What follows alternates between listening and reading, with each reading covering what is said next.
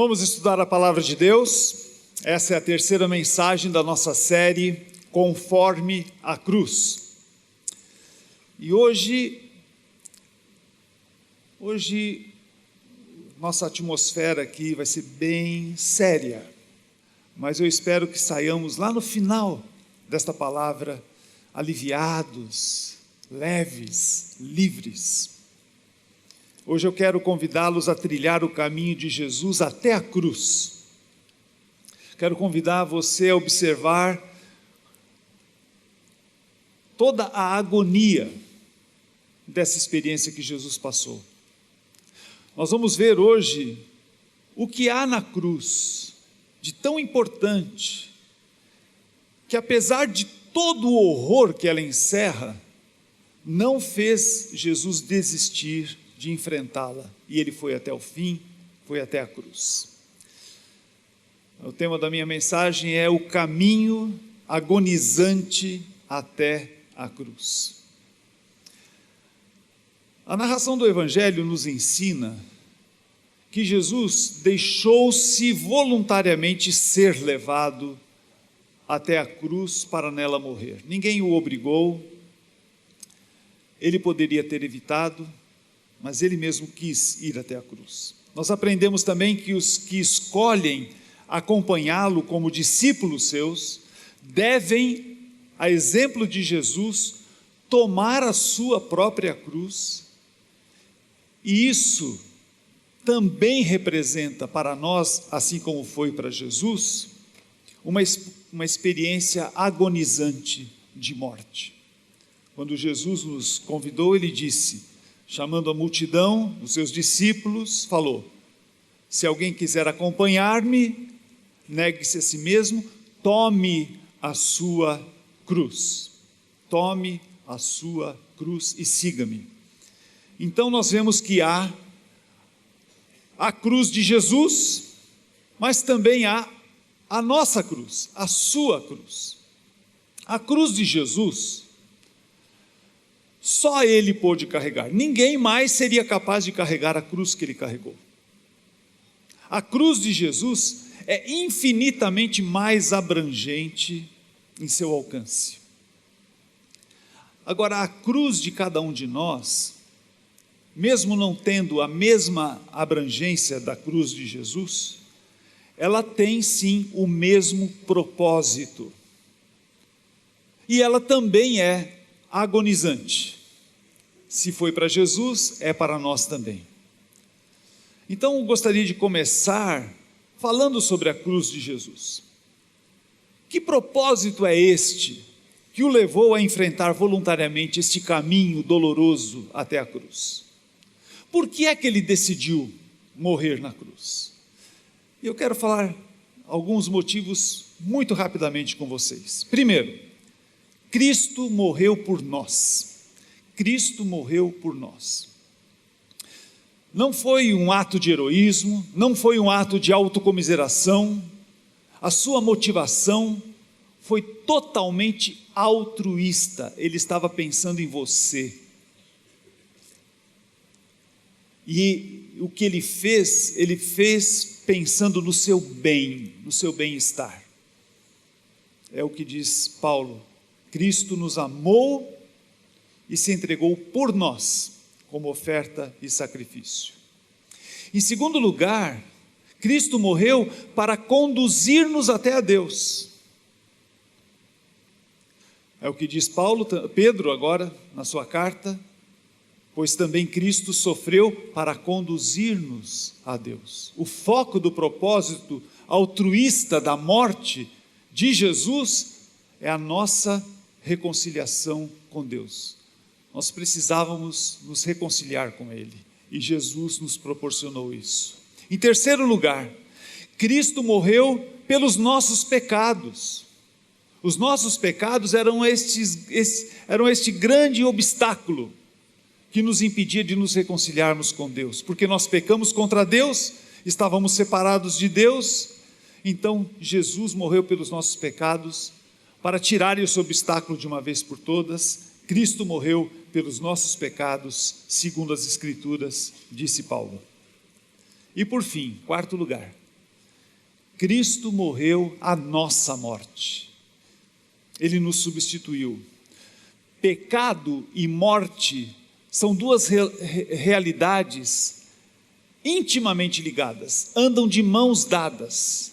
Onde há pecado, há morte. Onde há morte é porque houve pecado.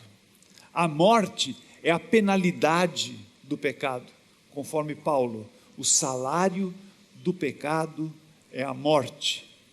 Jesus não pecou, portanto ele não tinha necessidade de morrer, mas ele aceitou sofrer a nossa morte para pagar em nosso lugar a pena dos nossos pecados.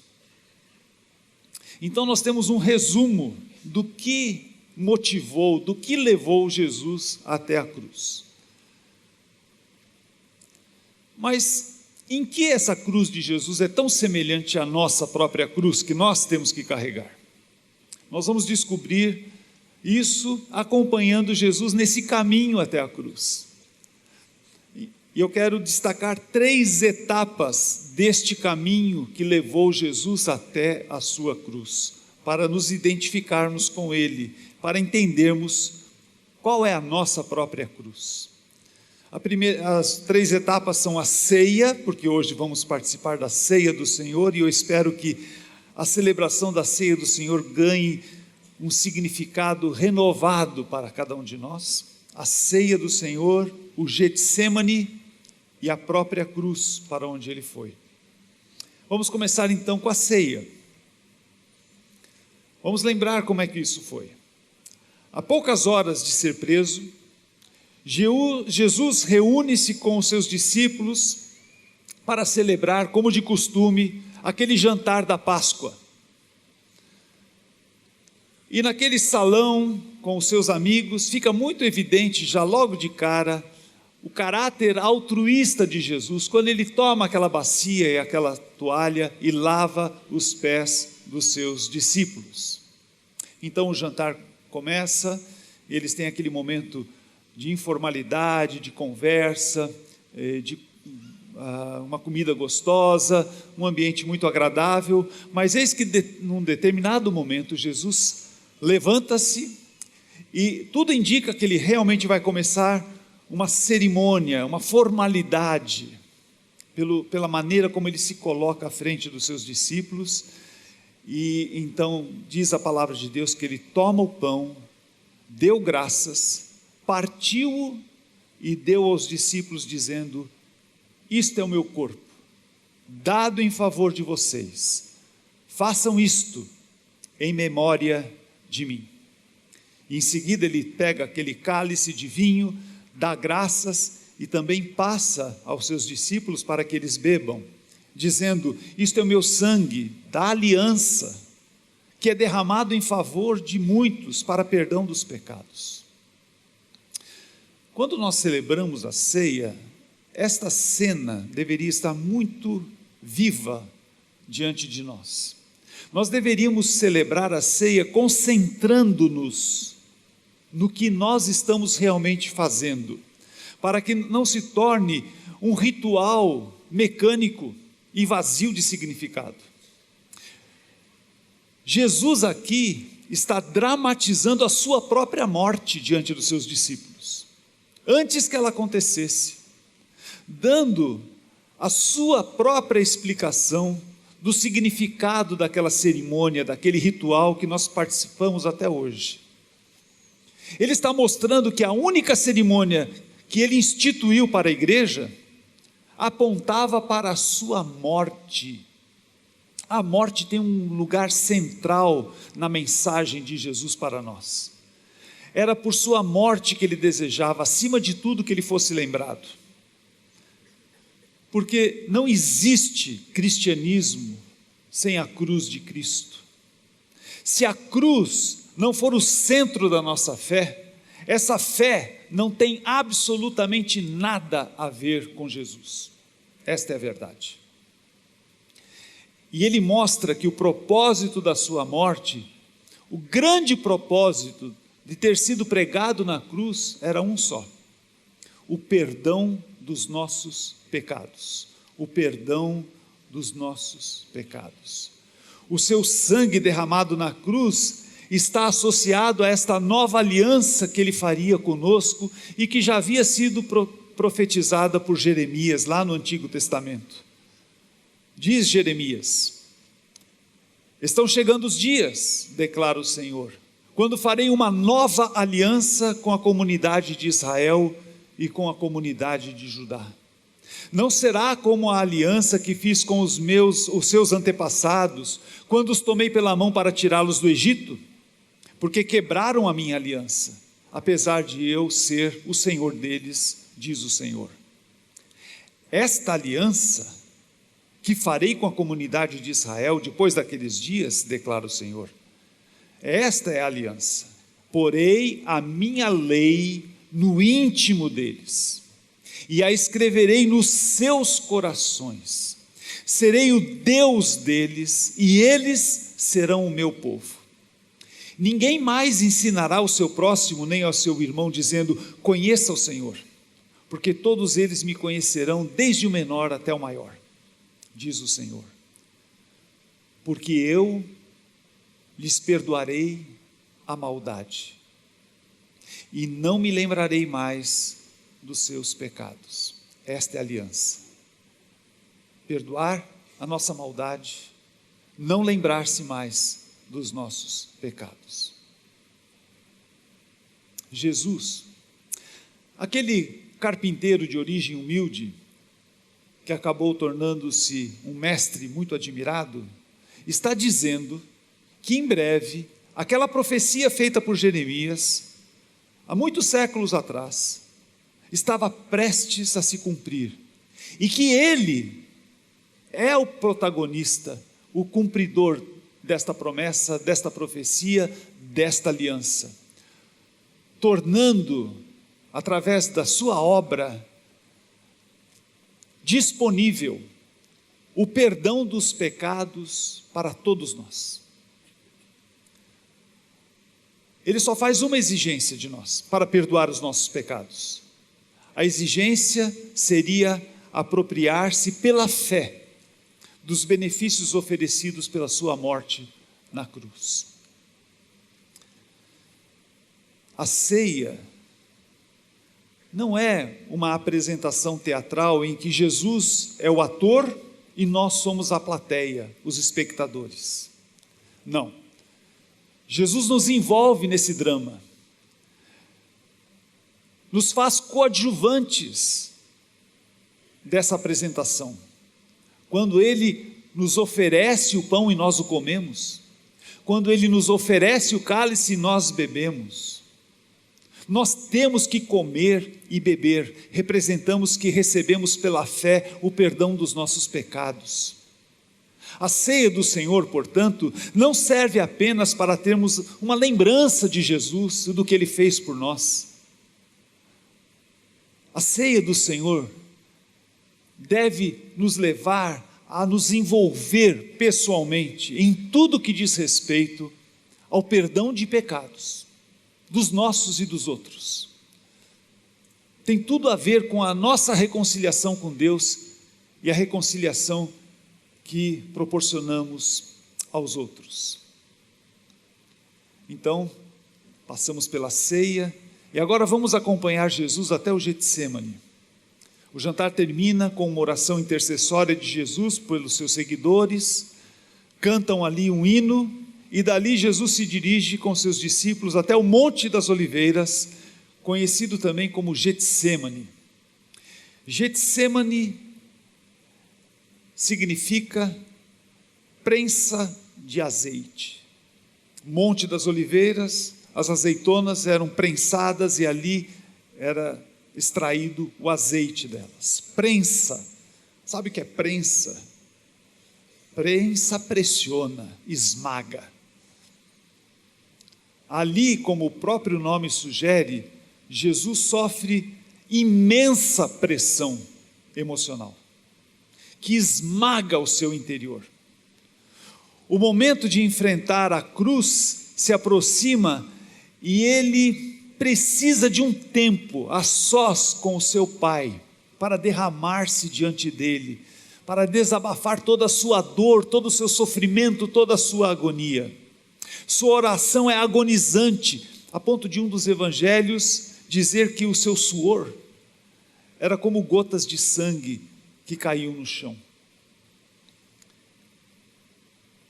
Em sua oração ele dizia: meu Pai, se for possível, afasta de mim esse cálice. Contudo, não seja como eu quero, mas como tu queres.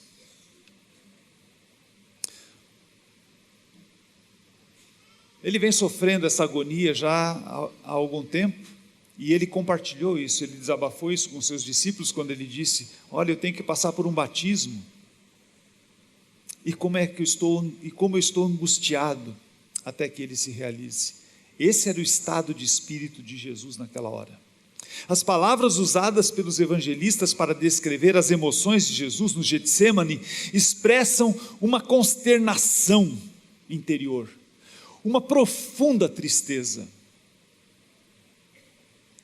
Ele estava ali sentindo uma dor emocional incalculável. Ele refere-se ao seu sacrifício na cruz como um cálice, mas um cálice amargo de se beber. Mas é muito importante nós sabermos exatamente o que é que estava causando tanto sofrimento e tanta dor e tanta agonia, a ponto de pedir ao Pai que o poupasse daquela hora e de beber aquele cálice. Será que a grande dor de Jesus era antever-se sofrendo as dores do martírio que ele sofreu, dos açoites, das pancadas, dos socos, dos pregos, enfim, do sufoco de estar pendurado na cruz? Isso tudo é muito doloroso, sem dúvida nenhuma, mas eu não creio que essa seja a dor maior que Jesus estava sentindo. Jesus não seria mais fraco que os seus próprios seguidores. Jesus não seria mais fraco, por exemplo, que Paulo, que depois de haver sido açoitado e preso em cadeias num calabouço lá na cidade de Filipos, cantava louvores ao Senhor, agradecendo a oportunidade de sofrer em nome de Jesus. Jesus não seria mais fraco que Estevão, que enquanto era apedrejado até a morte, mantinha o seu rosto sereno, iluminado, perdoando aqueles que o apedrejavam. Não, eu creio que essa não era a maior dor, a dor física que Jesus sofreria na cruz. Porque Jesus, na verdade, era exemplo para os seus discípulos, em como eles enfrentaram o seu próprio martírio. O que é que teria levado então Jesus a sentir essa angústia profunda, a ponto de pedir ao Pai que o poupasse de beber este cálice amargo? O que estava abatendo Jesus, na verdade, era ter que passar pela agonia espiritual de levar sobre si os pecados do mundo todo, de sofrer por causa dos pecados do mundo o juízo de Deus que esses pecados mereciam. Ele deveria identificar-se tanto com os pecadores a ponto de sofrer o juízo que era deles e não de si mesmo. Isso sim o angustiava, porque ele jamais pecara, nunca havia pecado, nunca havia sido abandonado pelo Pai, e ele seria abandonado pelo seu Pai, e sofrer toda a ira de Deus sobre si, por causa dos pecados, sendo inocente deles. Essa sim foi a sua agonia. Mas mesmo em meio a essa terrível crise emocional, a razão fala mais alto, e ele não desiste de enfrentar a cruz. Ele até diz: Pai, se for possível, afasta de mim esse cálice, porque a dor dele era muito grande. Contudo, ele completa: não seja como eu quero, mas sim como tu queres. E assim ele vai em direção à cruz. Como vimos, o foco de Jesus não era ele mesmo. Ele não estava lutando pela sua justiça, pelos seus direitos. Ele estava pensando nas pessoas a quem ele ofereceria o perdão através do seu sacrifício. E então, a sua oração é interrompida pela chegada dos guardas, a quem ele se entrega sem nenhuma resistência. Segue-se então a última e mais agonizante etapa desta caminhada de Jesus, a própria cruz. Imaginem, se a agonia da preparação na ceia e no Getsêmani, a caminho da cruz, foi tão terrível, como deve ter sido finalmente a sua execução. E eu gostaria que nós pensássemos um pouco em Jesus na cruz. Depois de ter passado pelas mãos daqueles homens maus, dispostos a condená-lo, mesmo sabendo da sua inocência, Jesus finalmente é crucificado. E ele agora enfrenta a cruz resignado. Ele está consciente de que está lá naquela cruz pelas mãos de homens injustos e que forjaram toda aquela execução. Mas ele também está muito consciente de que ele está lá para cumprir uma missão dada por Deus: pagar pelos pecados dos homens, para que estes tenham acesso ao perdão e à reconciliação com Deus. Os escritores sagrados identificam com clareza o que Jesus estava tentando realizar ali, pregado na cruz. Tentando não, realizando de fato. A começar pelo profeta Isaías, que escreveu isso há muito tempo antes, lá no capítulo 53. Mas ele foi transpassado por causa das nossas transgressões. Foi esmagado por causa das nossas iniquidades. O castigo que nos trouxe a paz estava sobre ele, e pelas suas feridas fomos curados. O Senhor fez cair sobre ele a iniquidade de todos nós. Ou como Pedro diz, ele mesmo levou em seu corpo os nossos pecados sobre o madeiro. Ou como Paulo diz, Deus tornou pecado por nós aquele que não tinha pecado, para que nele nos tornássemos justiça de Deus. Repararam? As expressões aqui são fortes para descrever o que os nossos pecados fizeram com Jesus. Ele foi transpassado, ele foi esmagado, ele foi castigado, ele foi ferido. A iniquidade de todos nós caiu sobre ele. Isso foi tão real, mas tão real, que até o dia, ao meio-dia, tornou-se uma escuridão completa. A agonia de Jesus alcança níveis insuportáveis, quando os pecados do mundo todo o cobrem, a ponto de isolá-lo completamente do seu Pai. E então ele dá aquele brado lá pendurado na cruz: Deus meu, por que o Senhor me abandonou?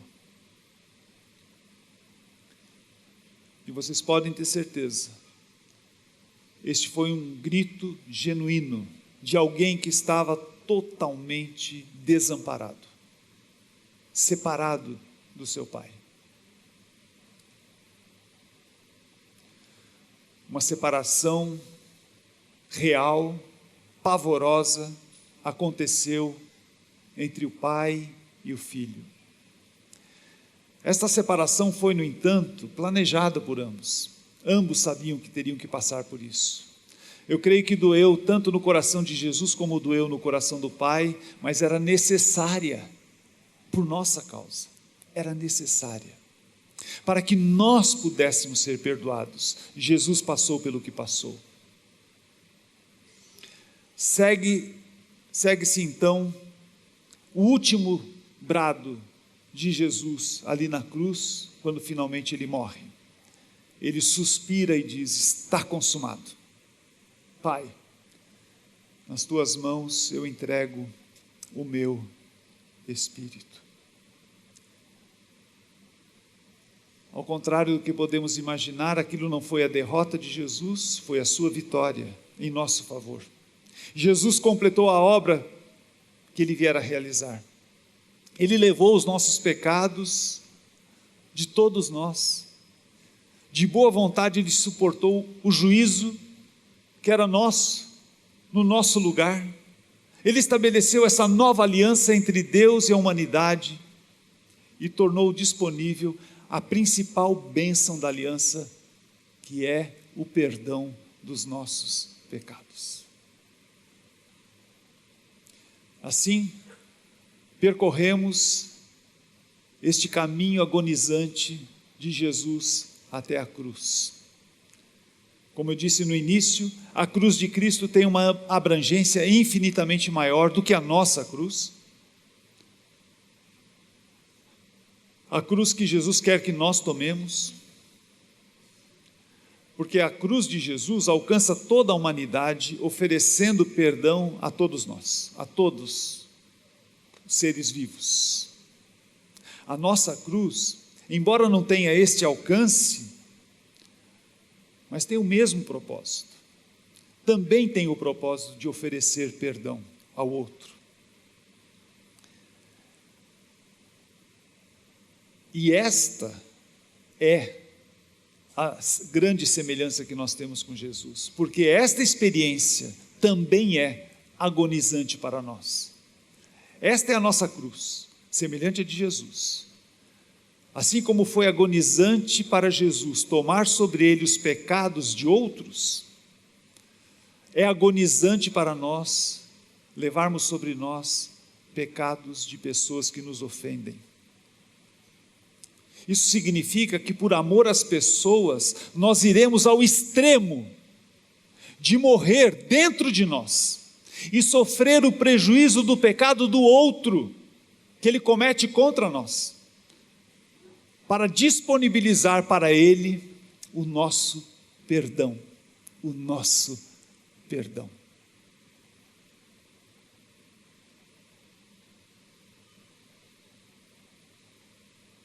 Quando nós perdoamos, é como se sofrêssemos nós mesmos a punição que o outro merecia.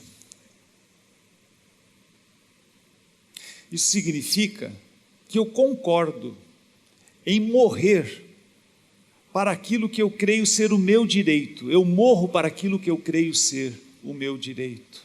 O direito a ficar magoado com aquela pessoa.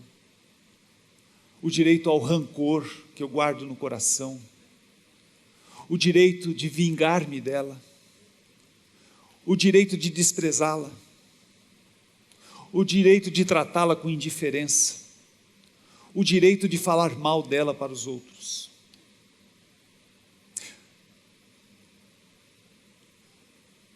Ninguém nos força a perdoar. Isso tem que ser algo voluntário, que fazemos assim como Jesus fez. Esse trato com Deus, esse acordo com Deus, tem que ser voluntário. Mas saiba, é agonizante. Como foi para Jesus, será para nós também. O que sentimos é esta agonia espiritual do sofrimento natural que o pecado produz em nós mesmos. O pecado do outro produz em nós mesmos. É como se sofrêssemos o juízo de Deus no lugar do nosso ofensor. Quem me ofende pode apropriar-se do perdão que eu ofereço, se ele quiser, ou ele pode não querer, ou pode não se apropriar. Nós não podemos forçá-lo. Mas assim como foi com Jesus, que fez a sua parte para que o perdão estivesse disponível a todos, mesmo antes que as pessoas se manifestassem, aceitando este perdão que Jesus oferece, Ele fez isso antes que as pessoas se manifestassem. E muitos recusam. Mesmo assim, ele fez. Ele disponibilizou o perdão a todos. Assim, nós também devemos estar predispostos a conceder o perdão a quem quer que seja, antes que esta pessoa tenha a oportunidade ou a iniciativa de pedir o nosso perdão. Talvez ela nunca venha pedir perdão para nós. Mesmo assim, deve existir no nosso coração a disposição de perdoá-lo. É aqui no coração, é aqui dentro. Existe uma diferença entre eu, que ofendi o meu irmão, sim, eu devo ir a ele e pedir que ele me perdoe. Mas o outro caminho não é bem assim. Aliás, nem é saudável, nem é edificante que você que foi ofendido vá a ele e diga: olha, você me ofendeu, eu te perdoo, viu? Não faça isso. Perdoe simplesmente, aqui dentro. E depois haja para com ele como alguém que realmente o perdoou. Trate-o com bondade, sirva essa pessoa. Ela vai perceber que você perdoou, sem que você precisa mencionar a ofensa que ele cometeu contra você. Jesus foi até o fim no caminho agonizante até a sua cruz, e graças a isso nós temos a bênção do perdão dos nossos pecados e a reconciliação com Deus.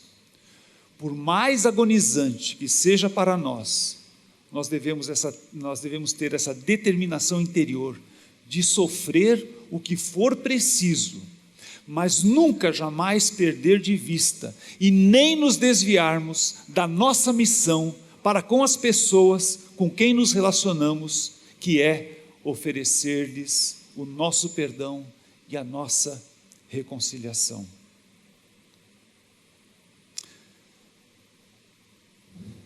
Nós vamos celebrar a ceia do Senhor agora. E eu desafio você, meu irmão, minha irmã, a participar da ceia com esta compreensão.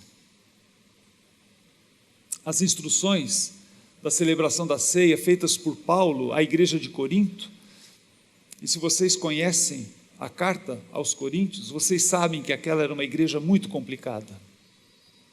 Haviam divisões, os irmãos ofendiam-se mutuamente.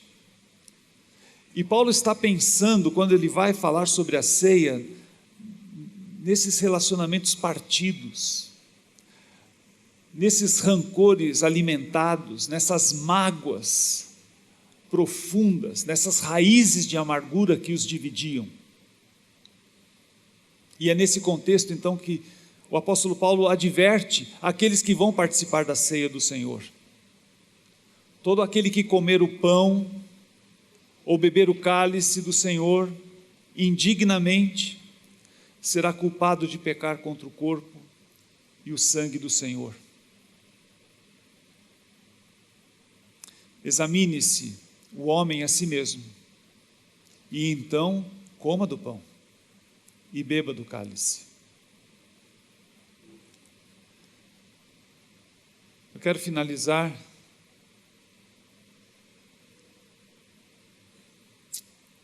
com uma palavra dura, eu sei. Se você não está disposto a perdoar alguém que o ofendeu, você é indigno de participar da ceia do Senhor. Se você não está disposto a perdoar alguém que o ofendeu, você é indigno de participar da ceia do Senhor. Mas por outro lado, se você já ofendeu alguém e precisou ser perdoado por Jesus, porque a culpa o estava massacrando, porque aquele relacionamento partido estava doendo no seu coração, se você já precisou do perdão de Jesus,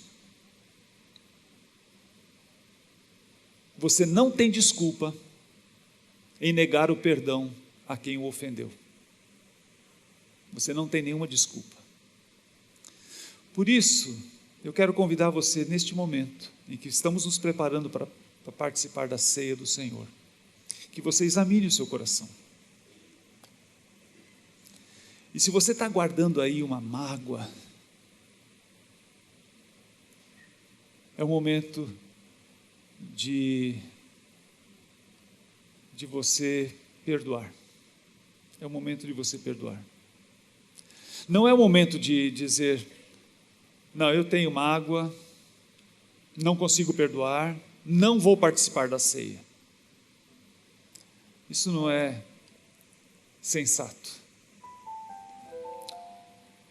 O bom senso aqui neste momento diz, perdoe, e então coma do pão e beba do cálice. Você não precisa fazer absolutamente nada, você não precisa sair deste lugar, falar com ninguém, você só precisa falar isso com Jesus. Diga para ele, Jesus, eu não consigo, a dor é muito grande aqui dentro, estou agonizando aqui, e Jesus vai dizer, eu também agonizei por você. Senhor, eu não consigo, me ajude. E Jesus vai dizer, eu te ajudo, eu sei o que você está passando, eu sou a força que você precisa nessa hora. Se você tão somente disser, pela fé, eu perdoo aquele que me ofendeu, isso de fato vai acontecer aí dentro do seu coração. E como eu disse no início, por mais agonizante que seja esse momento de você perdoar, o que vai acontecer imediatamente após o perdão é um alívio, é uma libertação, é uma cura. É isso que você vai experimentar. Então você vai participar da ceia do Senhor com essa leveza de alma. Por isso eu quero convidar você agora a ter esse momento a sós com Jesus e expressar o que está dentro do seu coração, mas não resista a essa oportunidade que você tem de perdoar. Fale isso com Jesus agora, vou dar alguns instantes para você fazer.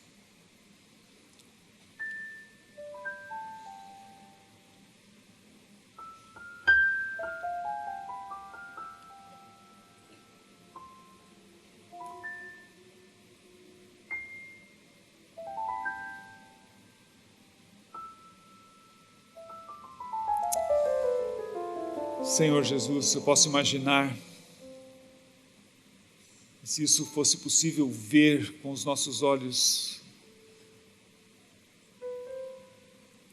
agonia no coração, corações agonizantes, lutando neste momento, não sendo capazes de perdoar, mas entendendo o que precisam fazer,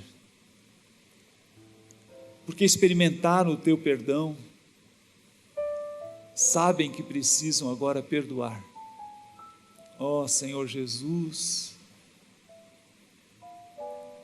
conceda essa libertação para corações sinceros que estão orando para o Senhor agora, e que nós participemos deste momento com o coração livre, comendo do pão, bebendo do cálice, fazendo parte dessa dramatização junto contigo, lembrando que o Senhor tomou a tua cruz e nós estamos tomando a nossa. Abençoa-nos nessa hora, eu te peço, em nome de Jesus. Amém.